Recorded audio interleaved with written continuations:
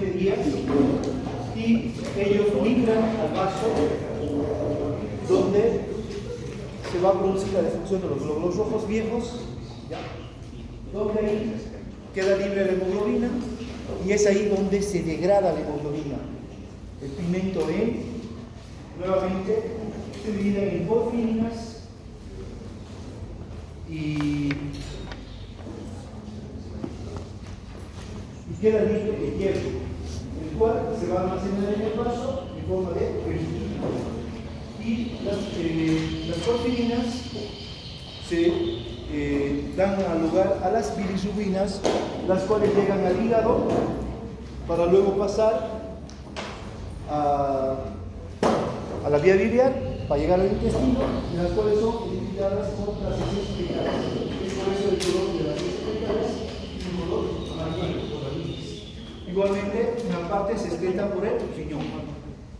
Y la globina queda para nuevamente formar más hemoglobina.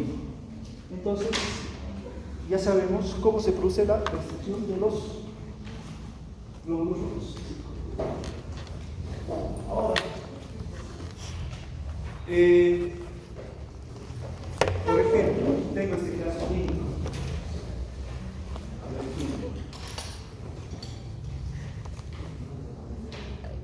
Alfredo, tengo un paciente de 35 años de edad, medio socioeconómico bajo, multiparidad, gesta 6, o sea, tiene 6 hijos, padecimiento desencadenado durante la última gestación, la cual no tuvo control prenatal, manifestado por palidez intensa, disnea a medianos esfuerzos.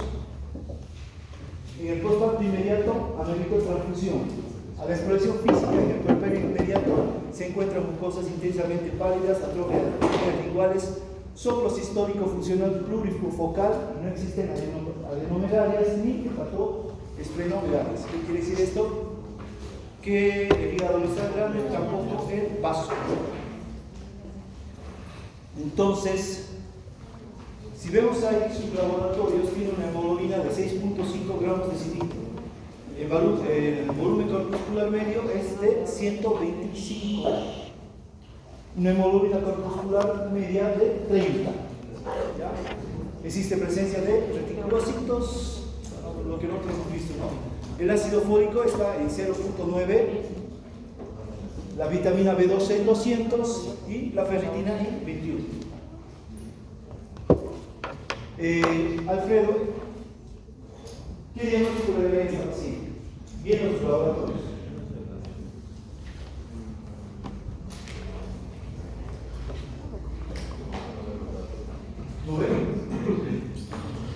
Hemoglobina 6.5,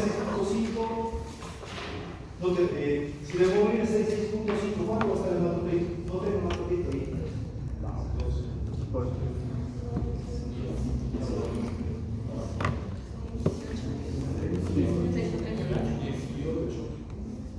18. Más o menos. 18, 19, puede ser 20. ¿Cómo haces eso? Porque multiplicas por 6.5 por 3, más o menos, te da un aproximado de cuánto está el hematocrito. ¿Qué diagnóstico le darías a tú a esta paciente? Anemia, ¿qué más? ¿Qué más observas ahí?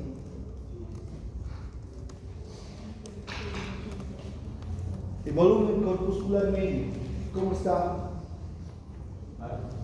¿Y eso qué sería? ¿Una anemia? Una anemia macrocítica. La hemoglobina corpuscular media está dentro de sus parámetros. ¿Ya? Entonces, ¿y qué deficiencia tiene esta paciente? ¿Por qué hizo una anemia macrocítica?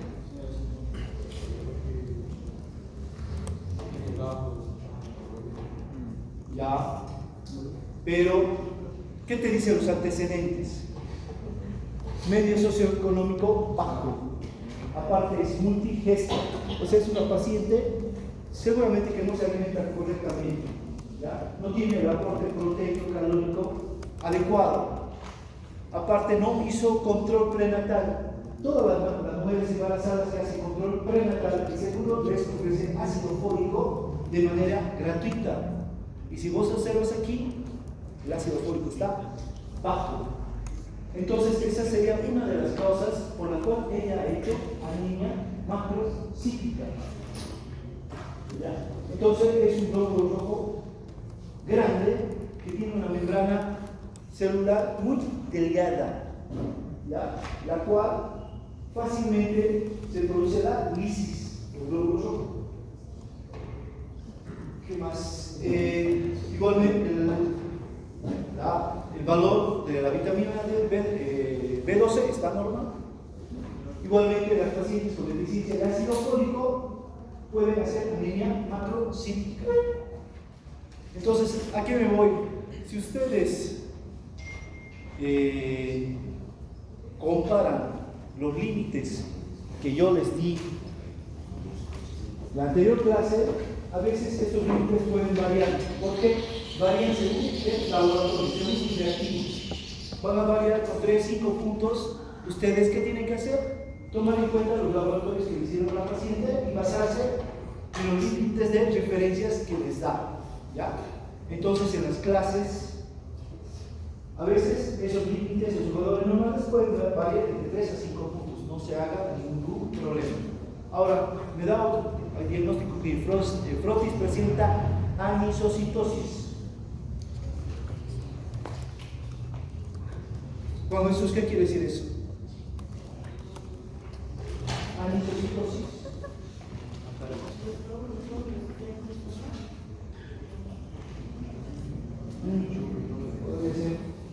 ¿Qué dice Lisa? Glóbulos rojos de diferentes tamaños. Ya. Aparte, ¿qué pasa con las madres que no consumen ácido fólico durante el embarazo? ¿Qué pasa con estos bebés? Pueden desarrollar malformaciones. ¿No sigue ahí? ¿Qué pueden hacer? Con espalda bífida, con anencefalia. ¿Perdón? Con espalda bífida, anencefalia, meningocele. Lo más común que nosotros vemos aquí en el hospital es meningocele o el meningocele. Es por deficiencia del ácido fólico. Otro caso.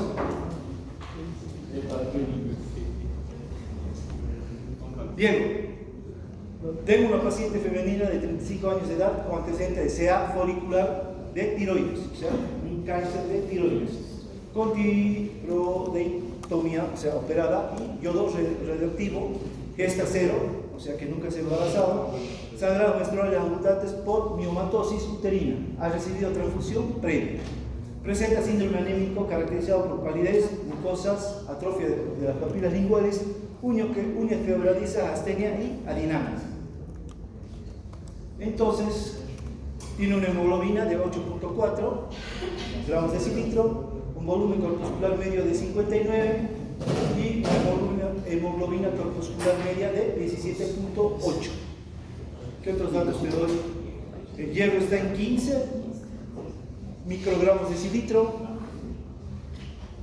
y las hormonas tiroideas están dentro de parámetros normales. ¿Qué diagnóstico le darías a esta paciente? Anemia macrocíclica. Con lo que hemos aprendido en las anteriores clases. Anemia macrocíclica. A tu compañero. Anemia macrocíclica. No microcíclica. ¿Por qué microcíclica? Porque está abajo. ¿Qué cosa? El hierro. El hierro está abajo. Pero la Y macrocíclica es el volumen. el volumen corporal. Corpuscular. ¿Qué volumen corporal? Muscular. ¿Muscular? ¿Por qué está anémica esta señora? ¿Cuál sería la causa primero de la anemia? Deficiencia de hierro. ¿Y esto por qué se produce? Si ha recibido una transfusión sanguínea, ¿por qué está anémica? Doctor, también no hay deficiencia de B9 ácido fólico. Está en 0,9 de la normal. Nota el ácido fólico aquí. Ah, no era la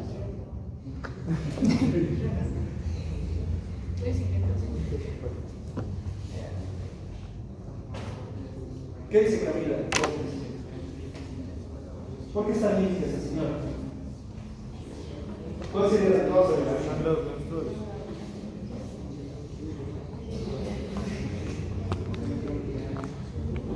Los sangrados menstruales, los sangrados, los menstruales. Tiene sangrados menstruales abundantes o la miomatosis. Entonces, esto es lo que le produce la anemia. Pese a que se hizo una transfusión de sangre, la hemoglobina ha quedado en 8.4. Seguramente que estaba más bajo. Entonces, es por eso que la señora tiene palidez, todavía cosas, las uñas, la atrofia papilar-linguales, uñas que realizan, astenias que la señora, y adinamias que la señora no tiene ganas de hacer nada, así que está cansada. Entonces, ¿qué diagnóstico le darías? Con los laboratorios. No es así. ¿Qué anemia es primero? Leve, moderada, severa. Severa, ¿por qué? No.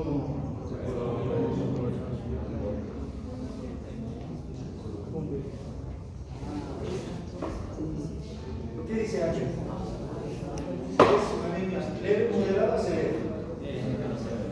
Si te fijas, hemoglobina. Leve. Moderada. Y se dice moderada. ¿Qué dice Luciano?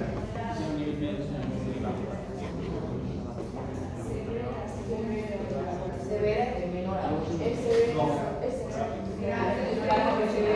¿Qué es azul? ¿Sabe? Severa. ¿Qué dice Mariano? ¿Qué tipo de anemia es? Pero igual está bien los laboratorios. 8.4. Moderada. Tiene parámetros de repetido 14.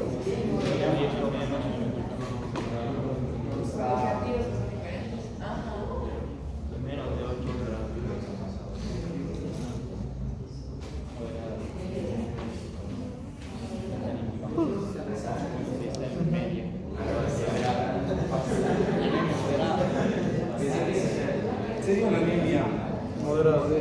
moderada.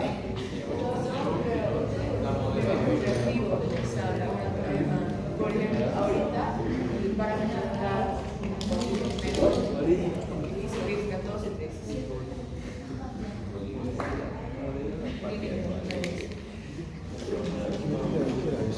¿Perdón?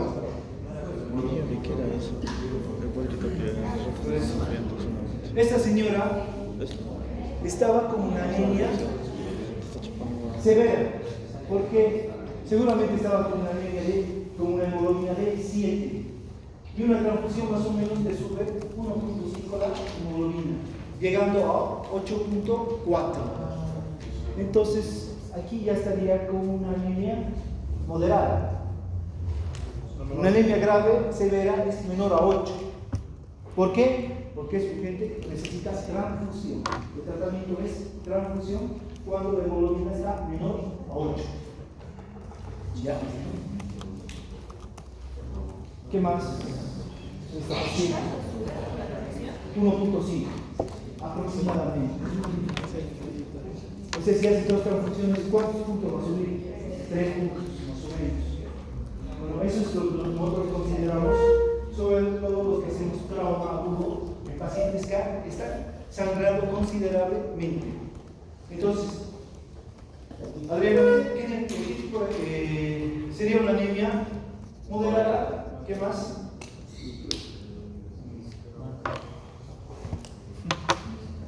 ¿Qué más?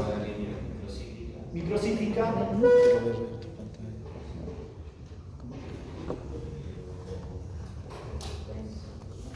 Anemia moderada, microcítica, ¿qué más? Hipocrónica. ¿Ya? Entonces, ¿ustedes qué tienen que hacer? Guiarse por los parámetros que nos da el laboratorio, el cual está realizando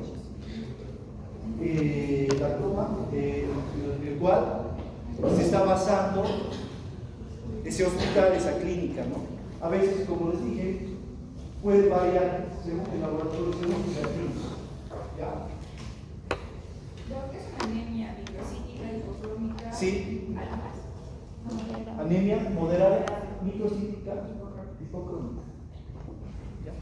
Entonces ya sabemos que todas las anemias severas, graves, necesitan transfusión. Menor a 8, transfusión. Sobre todo si es un paciente con un trauma agudo. Bueno, entonces, ¿qué quiero decir con todo esto? Que los laboratorios son, nos guían. No es que tenemos que hacer caso al 100% de los laboratorios, porque puede haber falsos positivos, falsos negativos, o sea, que no concuerdan con la clínica del paciente. ¿Ya? Entonces, nosotros primero tenemos que revisar al paciente. ¿Qué quiere decir esto? Tomar signos vitales, tomar presión arterial, revisar cómo están las pieles, las mucosas, si está taquicárdica, bradicárdica, y luego los laboratorios. ¿Por qué? Porque los laboratorios son una guía. Por ejemplo, en el caso de que me pasó un paciente que tuvo un accidente de tránsito, trauma de hígado, tenía un sangrado interno, entramos a operar, estaba pálido, entonces colocamos transfusiones en los dos brazos. Y siempre nosotros en quirófano, para ver cuántos paquetes vamos a pasar, llamamos al laboratorio, que nos haga una muestra del laboratorio y que nos dé el hematocrito y la hemoglobina. Vino el laboratorista, sacó la muestra y nos reportaba una hemoglobina de 18. Y la paciente estaba taquicárdica, hipotensa, pálida. ¿Por qué le damos una hemoglobina de 18? ¿Por qué creen?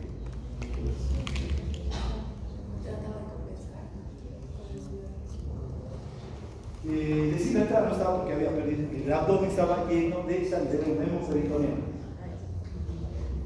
Le daban hemoglobina de 18. Volvemos a repetir en el otro brazo y me daban una hemoglobina de 17. ¿Por qué? Porque digamos, póngale que tiene una hemoglobina de 5. ¿Cuántos paquetes yo le tendría que pasar más o menos para que esté encima de 8? Más o menos 2 o 3 paquetes. Tendría que, si yo hago el cálculo de cuántos paquetes globulares le voy a pasar en quirófano. Pero esta me daba hemoglobina 18, hemoglobina de 17. ¿Por qué creen que era? Venía la voluntarista y le tomaba la muestra aquí. Yo le había canalizado a nivel del dorso de la mano.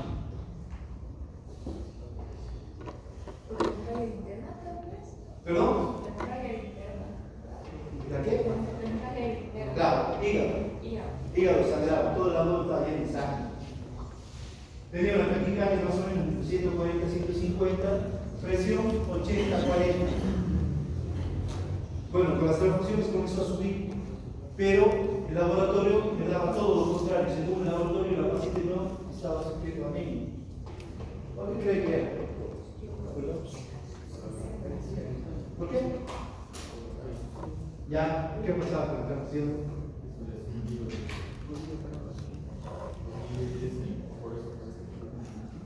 Pero, o sea, está bien, ¿por qué tenía que ver la transfusión?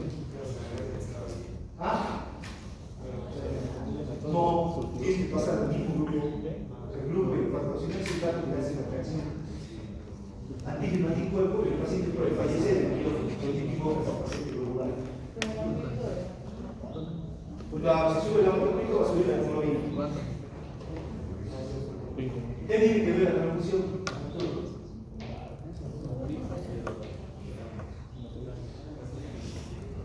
¿Qué dice la campanilla? ¿Ah? Pero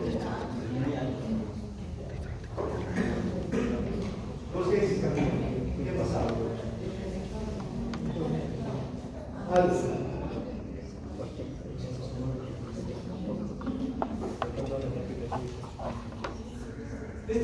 Estos son errores que uno ese rato con la emergencia no se da cuenta. Lo que pasa es que nosotros ya habíamos canalizado los suelos a nivel del dorso de la mano. ¿Ya? Por ahí estábamos pasando sangre. Venía el laboratorista y le tomaba la muestra en el mismo brazo. Estaba haciendo la transfusión. O sea, ¿qué estaba sacando ahí? La hemoglobina hematocrito de la transfusión. Por eso nos asombraban. Es por eso que no hay que guiarse muchas veces por los laboratorios, por errores de la técnica. Uno se puede confundir. ¿Ya? Entonces hay que analizar todas esas cosas. A veces el laboratorio te habla, dígame. ¿De dónde podemos sacar el Sí, de los miembros inferiores. Ahí podría haber sacado la muestra de sangre. Dicho todo eso, esta paciente, oiga, ¿cuánto tiene hematocrito este paciente? Tiene una hemoglobina de 24. ¿Cuánto sería su hematocrito?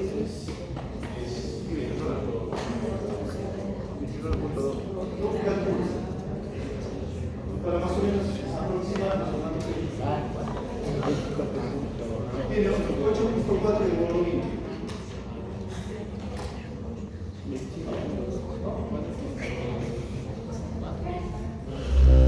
María Belén, ¿cuánto sería su hematocrito aproximado? Tiene 8.4.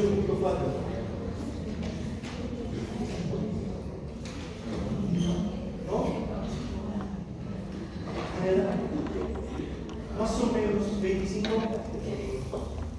25.2. Entonces, esto es lo que les quería mostrar de cuando se tienen los casos clínicos. ¿Hay alguna duda sobre esto? Igualmente ya vamos a ir viendo todo lo que corresponde igual cuando lo veamos para leer en caso de pacientes que sufren hipertiroidismo. Ahora no es el caso. Bueno, vamos a continuar con el avance de la materia. Vamos a ver lo que corresponde al metabolismo de los glóbulos rojos.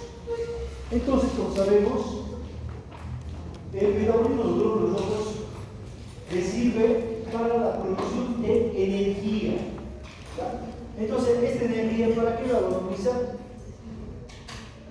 Para dar elasticidad a su membrana celular, le permite una mejor permeabilidad de la membrana celular, también para que se realice un correcto intercambio de los elementos, también le permite que el hierro esté en estado ferroso y para el transporte del oxígeno y del CO2. Entonces, esta energía le sirve para todo esto al glóbulo rojo. ¿Cómo se produce la energía en el glóbulo rojo? Se produce mediante la vía anaerobia. La vía anaerobia o la vía también llamada de Embden-Meyerhof. Entonces, esto es lo mismo que la vía anaerobia.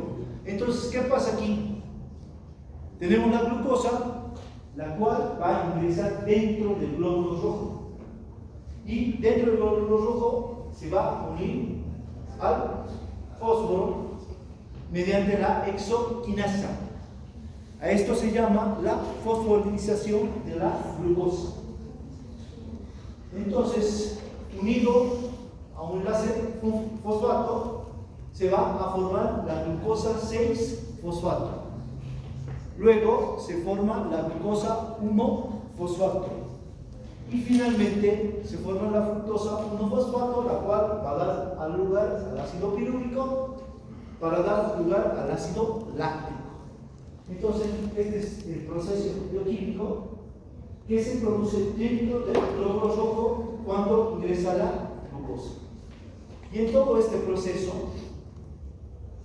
que, bueno, aquí está abreviado porque no es bioquímica, que es un poco más complejo, se va a producir ATP, se produce la nicotinamida adenosín, tiene un glótido de hidrógeno y el 2,3-difosfoglicerato por la vía de Rafford.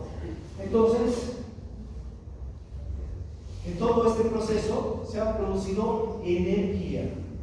Por todo esto de aquí nos indica que hay formación de energía. Entonces, todo para que el glóbulo rojo produzca energía tiene que ser por la vía anaerobia.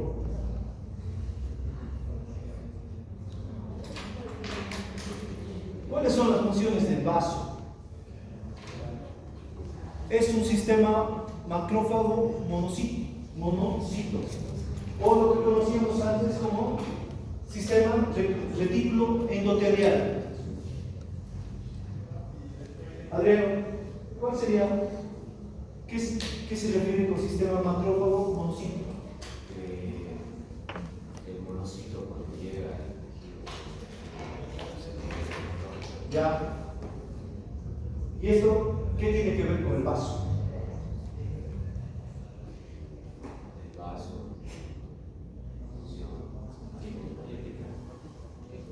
No, pero ahorita estoy hablando del sistema macrófago monocito, o lo que decían en histología, es el sistema retículo endotelial. ¿Cuál es la función a este nivel? ¿Qué tiene que ver? Ayuda a la maduración de los linfocitos de UV. Mediante el sistema macrófago monocito se lleva a cabo la inmunidad. ¿Ya? Entonces, gracias a los macrófagos que presentan a nivel de las células endoteliales del vaso, entonces aquí se produce la inmunidad contra elementos extraños como ser bacterias, virus y parásitos. También dice que es un órgano hematopoyético. Creo que es un órgano hematopoyético, dice.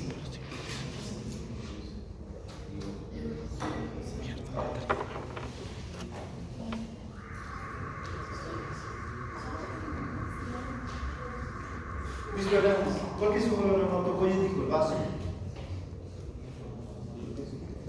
Produce sangre. Produce sangre. Glóbulos rojos. ¿Está encargado de la producción? ¿Por qué?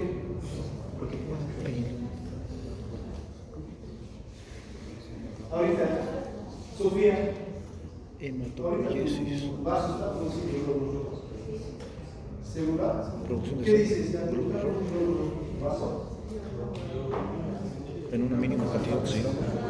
No yo vaso.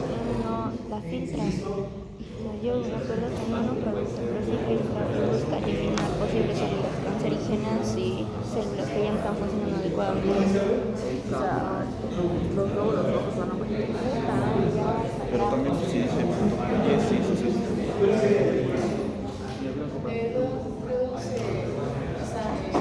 Produce células sanguíneas en el centro El vaso es un órgano hematopoyético durante el segundo trimestre de la gestación. No. Eso más o menos, el vaso que produce glóbulos rojos, ganglios, plaquetas, etc. Más o menos hasta el séptimo, octavo mes de gestación. Luego, todo esto pasa a la médula ósea roja de los huesos. Es un órgano de almacenamiento de sangre.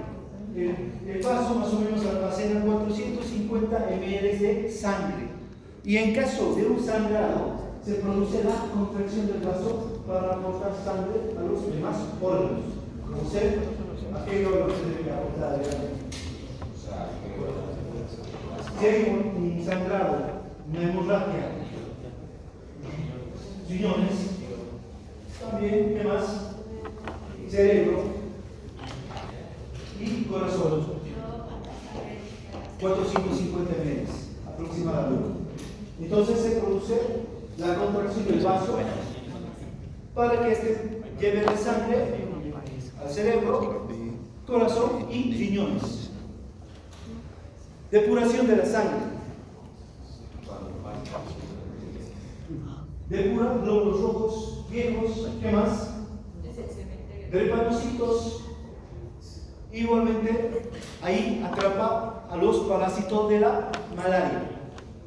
Otra función, almacena hierro. ¿Cómo almacena hierro? ¿En forma de qué lo almacena? ¿Cómo? ¿Cómo lo almacena? ¿En forma de qué? ¿Qué? Ferritina. Entonces, otra función es almacenar el hierro en forma de ferritina. Bueno, ya hemos terminado todo lo que es glóbulos rojos y ahora vamos a ver lo que son los glóbulos blancos o leucocitos. Entonces, como sabemos, los glóbulos blancos más o menos tienen un valor entre 5.000 a 10.000 por milímetro cúbico. Ese es un valor normal en un hemograma. Como sabemos, se dividen en granulocitos y agranulocitos. Granulocitos tenemos los neutrófilos, eosinófilos y basófilos. Y los agranulocitos, Pietro, ¿cuáles son?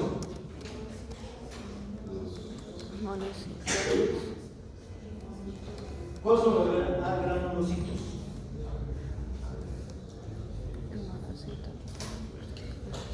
¿Cuáles son los agranulocitos? Los que presentan un agranulocitos, ¿cuáles son? ¿Cuáles? ¿Cuál de estos? No, esos no son. Estos son los eosinófilos. ¿No te acuerdas? Granulocitos. Blanca. No sé, granulocitos. ¿Cuáles son los granulocitos? Sí, ya dije. Primero, ¿cómo se llaman granulocitos? Porque se presentan en granos. Por los granulos que presentan el citoplasma. Entonces, ¿cuáles serían los agranulocitos? Los que no presentan ningún ¿Cuál? granulito. Los que no presentan granito. Ya, ¿cómo se llaman? Granulos.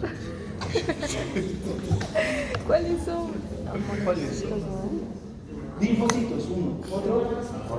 Monocitos. Monocitos. Entonces, los agranulocitos son los linfocitos y los monocitos.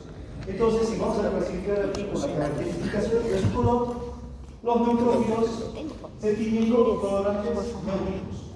Los eosinófilos con colorantes ácidos, como la euxina. Y los basófilos con colorantes básicos. De ahí sus nombres. Igualmente, como dijimos, los agranulocitos tenemos a los linfocitos y a los monocitos. ¿Cuál es el origen de los leucocitos? Como sabemos, se originan de la célula madre pluripotencial a nivel de la médula ósea. Entonces, esta va a dar lugar al mieloblasto, la cual va a dar lugar al progranulocito, la cual se divide ahí en basófilos, eosinófilos y neutrófilos, que se caracterizan por tener gránulos a nivel de su citoplasma. Igualmente, esta célula madre pluripotencial va a dar lugar a los linfoblastos y a los monoblastos, los cuales van a dar lugar a los linfocitos y a los monocitos, los cuales son los agranulocitos. Entonces, esta es toda la fórmula de la serie blanca en un hemograma. Basófilos, eosinófilos, neutrófilos, linfocitos y monocitos. En un hemograma te van a dar toda esa referencia. Entonces, como dijimos, a partir del segundo o tercer mes, la producción de las células sanguíneas es por el vaso y el hígado. Luego, a partir más o menos del sexto o séptimo mes, la médula ósea roja de todos los huesos van a producir las células sanguíneas, hasta más o menos los 5 años de edad. Luego, la médula ósea roja es reemplazada por la médula ósea amarilla. y quedando solo hasta los 20 años, la producción de los glóbulos rojos va a estar en la médula ósea roja que se encuentra en las epífisis de los huesos largos, como ser el fémur, el húmero, la tibia. Y posteriormente, después de los 20 años, ya pasa a los huesos cortos, como ser vértebras, costillas, esternón y los huesos ilíacos. Entonces, es por eso, ¿alguien alguna vez vio dónde se toma muestra para hacer un diagnóstico de una leucemia? ¿Ah? No. Se podría ser muy peligroso. Pues podría parar porque es una función mecánica. ¿Dónde se puede tomar una muestra para tomar? Ya.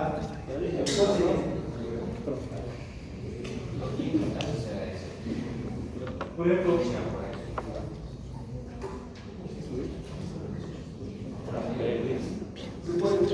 en Brasil hacen anestesia peridural para operar cuello. Pero son escuelas, hay pero es anestesia. Pero se hace eso, es en la crestia ilíaca. Ahí se toma la muestra para llevar y hacer un diagnóstico, por ejemplo, de leucemia. Se lo hace en niños. Igual está descrito que se puede hacer una función a nivel de esternón, pero siempre lo hace a nivel de la crestia ilíaca posterior, bajo anestesia. Entonces, lo que dijimos, tenemos la fórmula leucocitaria. Esto es lo que van a ver ustedes en un hemograma completo. Entonces tenemos a los leucocitos donde tienen valores relativos en porcentajes y valores absolutos. El valor absoluto de los leucocitos es entre 5.000 a 10.000 por milímetro cúbico. Bien, si tengo leucocitos de 4.000, ¿cómo me dices que los leucocitos están en 4.000? ¿Cuál sería la palabra técnica en medicina para indicarme que los leucocitos están en 4.000? ¿Están bajos? ¿Están altos? Lo nombra de 5.000 a 10.000. Ya, ¿cómo me dirías? ¿Me dirías los leucocitos están bajos? ¿O cuál sería la palabra? Hipoleucocitos. ¿Qué dice Mariana? ¿Cómo me dirías? No me puede decir los leucocitos están bajos, o directamente me dices una palabra y yo voy a decir que están bajos. No sería leuco. Sí, es leucopenia. Leucopenia. Mariana, y ahora, si estarían en 12.000, ¿qué sería?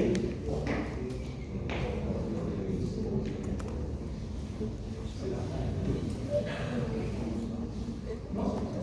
Adrián, ¿qué sería? Si estarían en 12.000.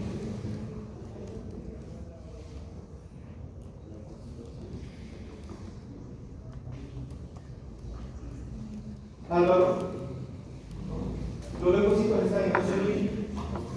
¿Cómo? Leucocitosis.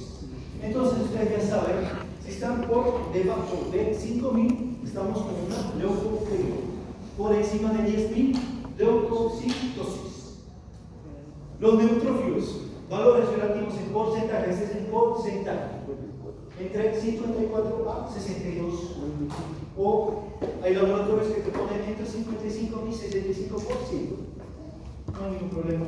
Los valores absolutos entre 1800 a 7200 por milímetro cúbico. Ahora, Alfredo, si tendría unos neutrófilos del 85%, ¿en qué estaría? ¿Cómo nombrarías eso?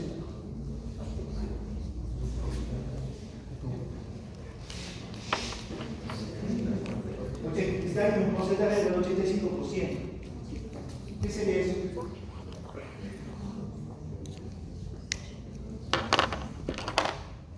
¿No? Caminando.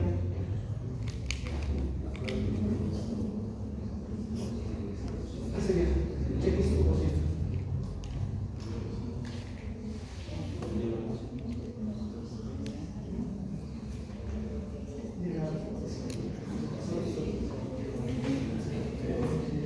Sofía, ¿cómo nombrarías esto? Yo tengo un laboratorio y tengo neutrófilos en mí, tengo neutrófilos del 85%. ¿Qué sería eso? ¿Ya? ¿Cómo nombras eso? Bien. Sí, hay leucocitos, pero. Bien. ¿Qué se dice? Ya, Valentina, ¿cómo sería? No me otro que matas. ¿Qué? No. A ver, ya. Macotich, ¿qué sería? Blanca. ¿Nada? Por ejemplo, si hay una apendicitis aguda, generalmente me va a dar glóbulos blancos de 15.000, o sea, leucocitosis, y unos neutrófilos del 80%. Eso sería una neutrofilia.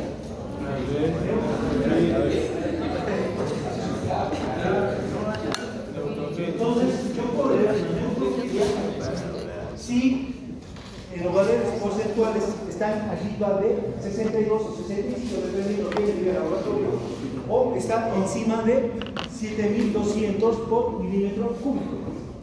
Ahora, Mariana, si estos neutrófilos tendrían un valor porcentual del 40%, ¿frente a qué estarían? Si los neutrófilos en su valor porcentual estarían en 40%, ¿en qué estarías? ¿Cómo se llama esto? O si quieres, está menor a 1.800 por milímetro cúbico. ¿Qué se llama esto? Neutropenia. Lo mismo los linfocitos tienen un valor porcentual de 25 a 33% y valor absoluto de 1.500 a 4.000. Linfocitos al 20%. ¿Cómo nombras esto?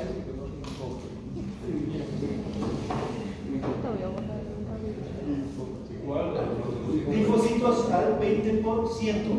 O si quieres, están 1.000 por milímetro cúbico. ¿Cómo se llama esto? Sebastián.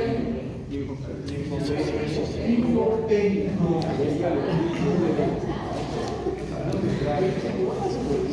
¿Y si estaría al 40%, Luciana? ¿Qué sería?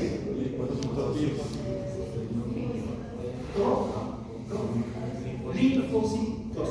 Y así para todo. Entonces tenemos aquí los valores. Si está por encima del 7% o arriba del 900 por milímetro cúbico, sería una monocitosis. Si está por debajo de los parámetros, sería monopenia. Eosinofenia, eosinofilidosis. Vasopenia es para todo. Entonces, ya tenemos a lo que nos referimos, si están elevados, están distribuidos en la fórmula leucocitaria del hemograma completo.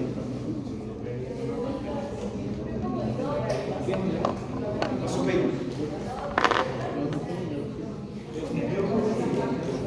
Neutropenia, alto. Filia todo está. pero el control está abajo. Entonces, igualmente tenemos la fórmula de Schilling, que no se ve bien aquí. Entonces, esta fórmula de Schilling es universal, ¿ya? Entonces, igual, en algunos laboratorios nos reportan la fórmula de Schilling, donde vemos basófilos en valores porcentuales. Silencio, por favor. Entonces tenemos los basófilos, eosinófilos, mielocitos, células juveniles, células basiliformes, segmentados. Igual, estos segmentados, siempre que hablan de segmentados, se refieren a los neutrófilos. Igualmente vemos linfocitos y monocitos. Entonces aquí nos ofrecen células juveniles, o sea, células inmaduras, células blancas inmaduras. Esto lo identifican los laboratoristas observando el microscopio de sus núcleos. Entonces, en el hemograma simple te pueden informar presencia de células juveniles. Ahora, ¿qué características tienen los glóbulos blancos? Si hablamos de su tiempo de vida,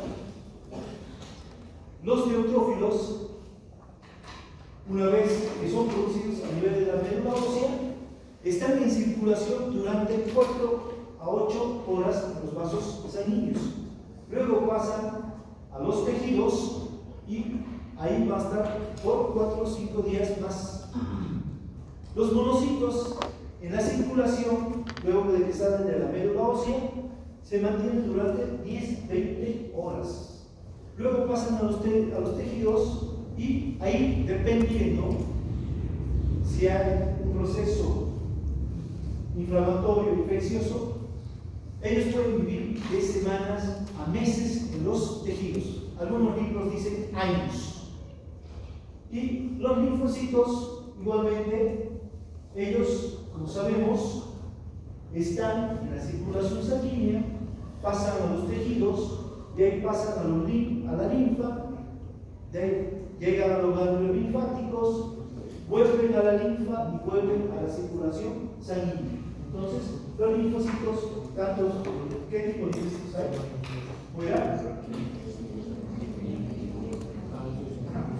Ya, entonces, T y B. Entonces, los linfocitos están circulando, y estos igual pueden durar semanas, meses, hasta años. ¿Sí? Haciendo todo ese circuito. Propiedades defensivas de los neutrófilos y los macrófagos. Entonces, ¿cuáles van a ser estas propiedades defensivas? O sea, cuando existe un proceso inflamatorio, los neutrófilos que vemos aquí y los macrófagos, bueno, aquí se ven monocitos en la circulación sanguínea. Entonces, primero se acercan hacia el endotelio, se ordenan ahí contra el endotelio. A esto yo lo llamo marginación. Luego, como vemos aquí en la imagen, tiene que pasar entre los poros de las células endoteliales. A esto se llama diapérisis. Una vez que han pasado, como vemos aquí, tienen que ser atraídos hacia la bacteria, hacia el virus, ¿ya? Y esta atracción se llama quimiotaxis. Y esta quimiotaxis es producida por varios factores, como ser el producto de activación del complemento, el producto de necrosis de la inflamación y productos resultantes de la coagulación. Todos estos productos es producido aquí, ya sea por una reacción antígeno-anticuerpo que se produce ya sea con las bacterias, virus o parásitos. Luego de haberse producido la quimiotaxis, este leucocito una vez que es atraído, tiene que ir hacia la bacteria mediante movimientos ameboides. A esto lo llamo locomoción. Una vez que se mueve y se dirige hacia la bacteria, entonces se pone en contacto con ella y se produce luego el englobamiento. Una vez producido ese englobamiento, se forma el fagosoma y finalmente se produce la digestión. O sea, destruye a esa bacteria o a ese virus. Entonces, esta es cómo se produce el proceso defensivo tanto de los neutrófilos como los macrófagos. ¿Ya? Entonces, ¿qué diferencia habría entre los neutrófilos y los macrófagos? Que los neutrófilos, más o menos, ellos pueden actuar contra 6 así de bacterias. ¿Por qué? Porque una vez que se produce la fagocitosis, todos los elementos tóxicos quedan dentro del neutrófilo. En cambio, el macrófago, va a producir la fagocitosis y posteriormente elimina esos elementos tóxicos que se han producido. Por lo tanto, el macrófago puede actuar contra más bacterias que los neutrófilos y contra los neutrófilos más o menos se dice que puede actuar contra 6 a 7 bacterias. En cambio, los macrófagos más o menos hasta con 100 bacterias. ¿Por qué? Porque eliminan los productos tóxicos que se producen por la fagocitosis. Entonces, los macrófagos van a formar el sistema macrófago monocito. Entonces, como sabemos, los monocitos están circulando a nivel de los vasos sanguíneos y por diapéresis van a pasar por los poros de las células endoteliales y van a pasar a ser los macrófagos en los tejidos. Es por eso que dependiendo en qué tejido se encuentre, van a cambiar de nombre. Por ejemplo, en la piel lo tenemos como histocitos, en los pulmones como macrófagos alveolares, en el hígado como células de Kupffer y en el sistema nervioso como microglías. Entonces, todos estos son macrófagos que de la circulación sanguínea han pasado a los diferentes tejidos. No se desigual células. ¿Perdón? No se desigual células. Glandulas.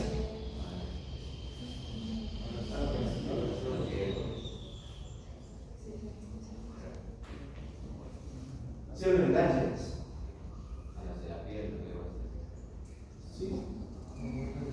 Sí, está como igual hay que hacer las glandulas.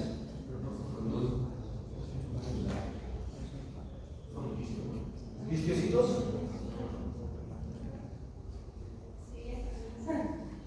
¿Seguro?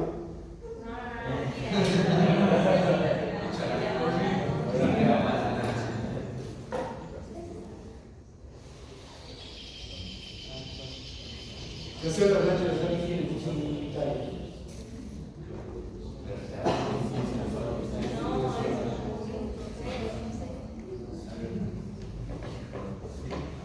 ¿Qué más?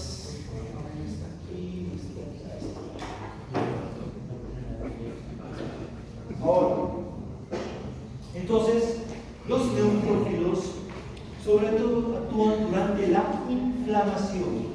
Y cuando hay un proceso inflamatorio, posteriormente nos puede dar un proceso infeccioso. Es por eso que cuando existe inflamación, siempre, ¿qué se va a producir? ¿Neutrofilo o neutrofilo?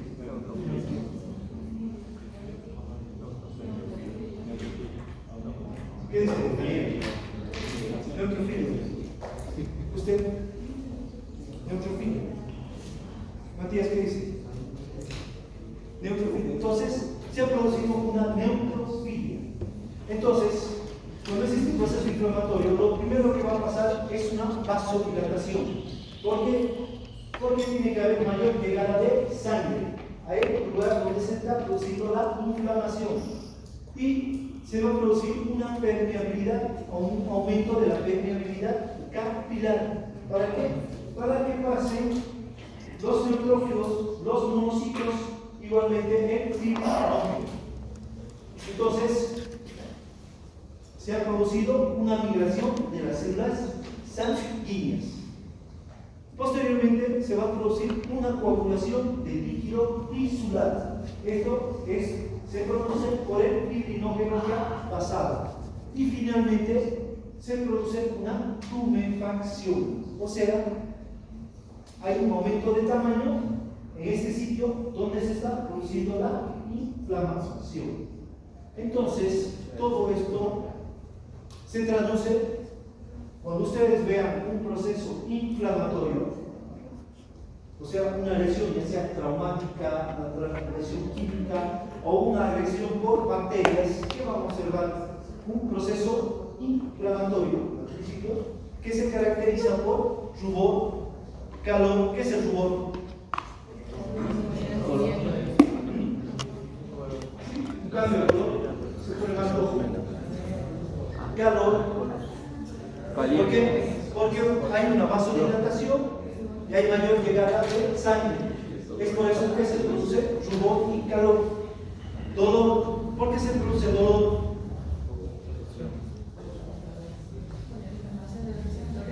¿Perdón? Existe un aumento de presión a nivel de ese tejido por la mayor llegada de sangre. Entonces, al aumentar la presión,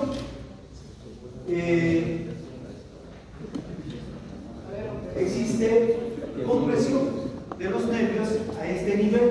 Eso me va a producir dolor.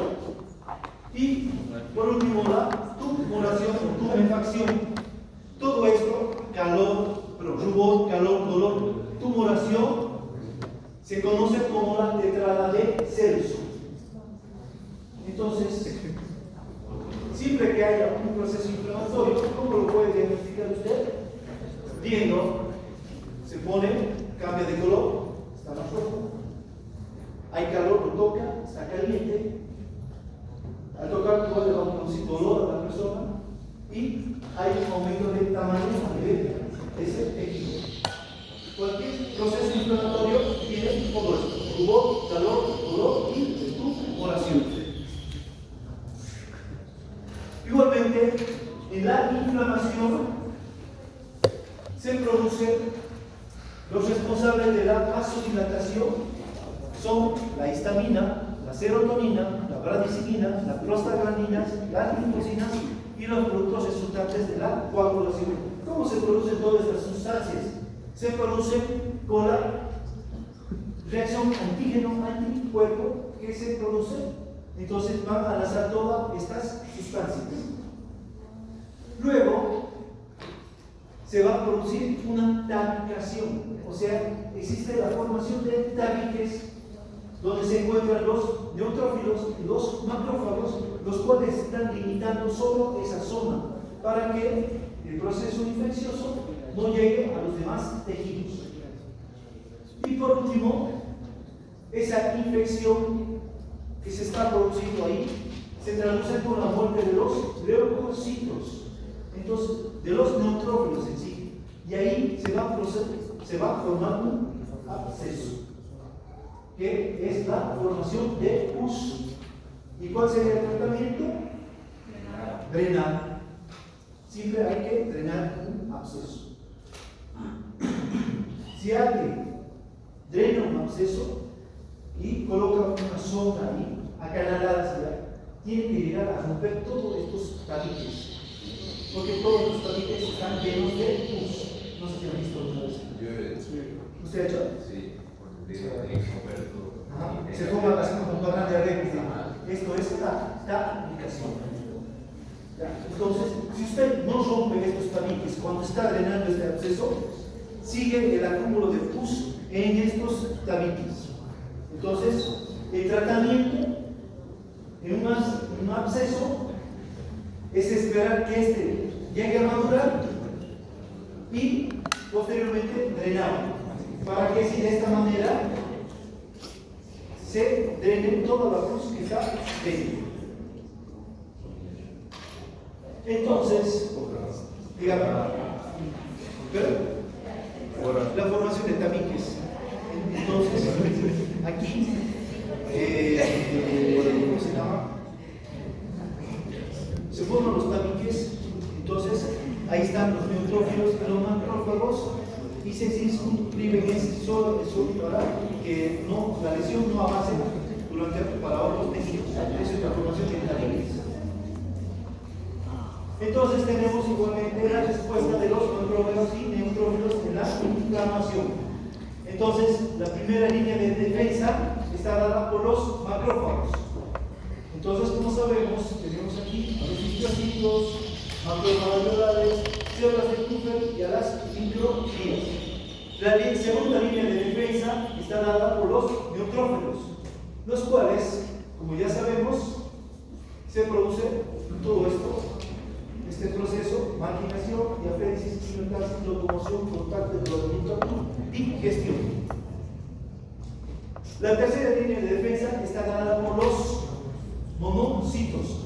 Como sabemos, estos monocitos se encuentran en las células sanguíneas, en la sangre, y pasan hacia los tejidos, transformándose en macrófagos. Y la cuarta línea de defensa está dada por la médula ósea.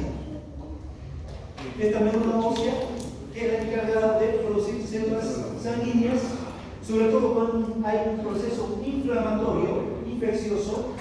Existen factores por lo cual hacen que la médula sanguínea produzca más leucocitos. Estos son el factor tisular de necrosis, las interleucinas, el factor estimulante de colonias de neutrófilos y monocitos, el factor estimulante de colonias y de monocitos, y el factor estimulante de colonias de granulocitos. Entonces, gracias a todos estos factores, la médula ósea produce mayor cantidad de células sanguíneas, sobre todo neutrófilos y monocitos.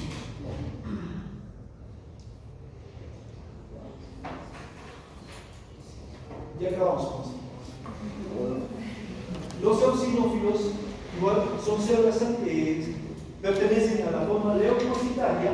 Como sabemos, están en un valor porcentual de 1 a 3%. Entonces, cuando están aumentados, los eosinófilos están aumentados, por ejemplo, cuando hay alguna parasitosis. Como sea aquí, tenemos la cisticercosis.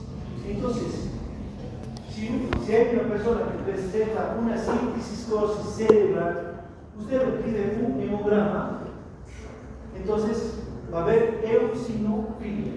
Los eosinófilos van a estar 5, 6, 10%. Entonces, estos eosinófilos reaccionan cuando existen enfermedades parasitarias. Igualmente, los eosinófilos están aumentados cuando existen procesos alérgicos. Entonces, cuando existen procesos alérgicos como el asma, entonces ahí igualmente va a haber eosinofilia.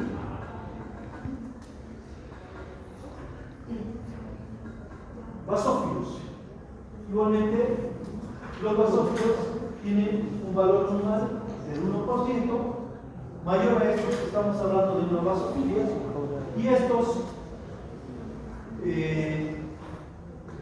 cuando son estimulados, van a producir heparina. Producen heparina, la cual evita que la sangre se coagule en el sitio donde se ha producido la reacción antígeno-anticuerpo. Además, estimula que las partículas grasas de la sangre, o sea, hay vasofilia cuando se come comida rica en lípidos. Igualmente, estos van a actuar junto a las células cebadas, produciendo histamina, radicinina y serotonina, sobre todo en procesos alérgicos. Entonces, en procesos alérgicos igual se produce la vasofilia. Entonces, ya sabemos cuándo están aumentados los neutrófilos, los eosinófilos y los basófilos. Entonces, nos veremos el día miércoles para continuar con lo que es inmunidad, lo que corresponde a los linfocitos. Lo que estoy diciendo.